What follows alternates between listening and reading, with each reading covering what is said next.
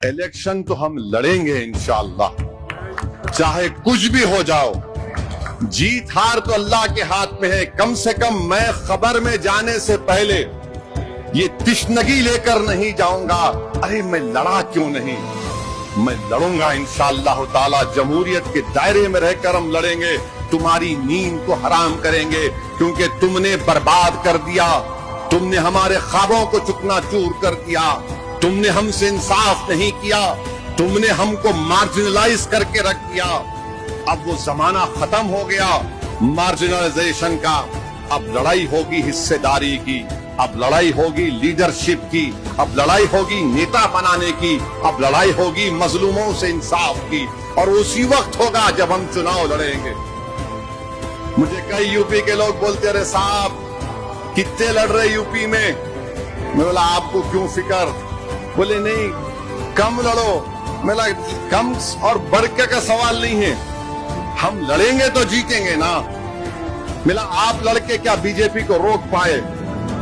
17 हार गए, 19 हार गए, 22 हार गए, आप मेरे को बोल रहे कम लड़ो।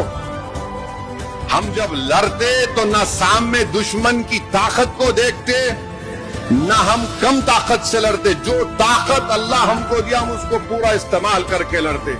और हमारी लड़ाई में और दूसरों की लड़ाई में फर्क ये है कि हम अपना घर जलाकर लड़ते, हम अपना घर जलाकर लड़ते। हमने हमारे बुजुर्गों ने अपनी कश्तियों को जला दिया था। अल्लाह की जात पर तवक्कल किया, अल्लाह ने कामयाबी से हमकिनार कर दिया।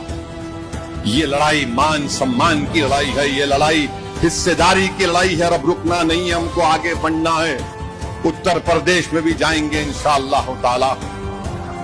बात करें आदिल साहब को मैं भिजाया था बंगाल के बारे में, उनसे भी बात करेंगे। मगर हमको लीडरशिप चाहिए। तुम बैठकर हमारे मुकद्दर के फैसले नहीं कर सकते, क्योंकि तुम पिछले 70 साल से सिर्फ अपने लिए फैसले कर रहे हो, गरीब मजलूम अवाम के लिए नहीं कर रहे हो। अगर तुम करते तो ये हाल नहीं होता मजलूमों का।